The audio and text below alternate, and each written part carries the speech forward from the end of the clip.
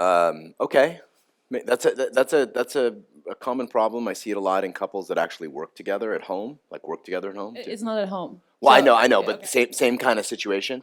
Basically, what you have is you have a neutralized two magnets rubbing up against each other. So he's masculine and you're feminine at essence, right?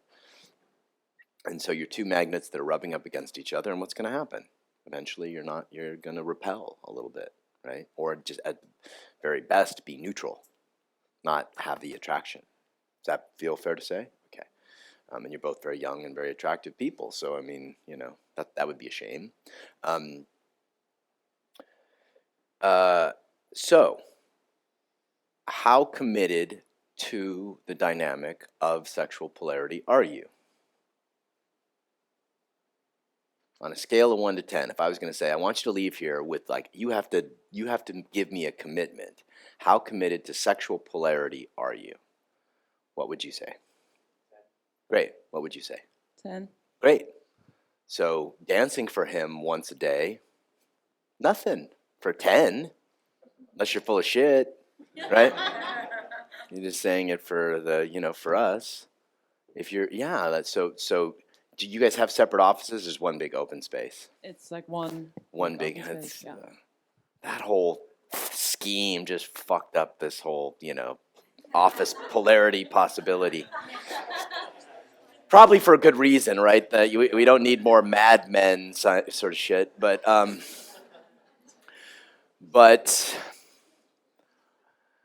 it's a small space, right? We're like 10 yeah, people in the yeah, office. yeah, yeah. But that doesn't mean that you can't give him little blasts of energy. Like you're walking by his desk and you just give him a little. I don't quote that, right? Just that has an impact. You be okay with that? Yeah, yeah, yeah, yeah. I mean, on the other hand, you could walk up to her when she's working, like literally, like pull her up from her chair, grab the back of her neck, maybe, and just pull her head back a little bit. Just look into her eyes. Maybe even give her a kiss. I don't know if that would freak out the people in your office. But how about just a stare, right, or something? Or at lunch, or in the stairwell, or if you're committed at a 10 to polarity, you will find a way. It's really because the whole thing, this whole weekend. I mean, we've given you about a dozen tools, a few different, half a dozen energies to work with, that are feminine transmissions and masculine transmissions that you can give each other all the time.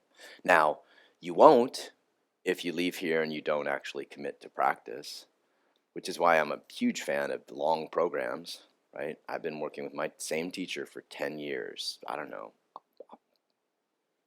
1,000 hours, because I realized I wanted to be in this game, because I was committed at a 10.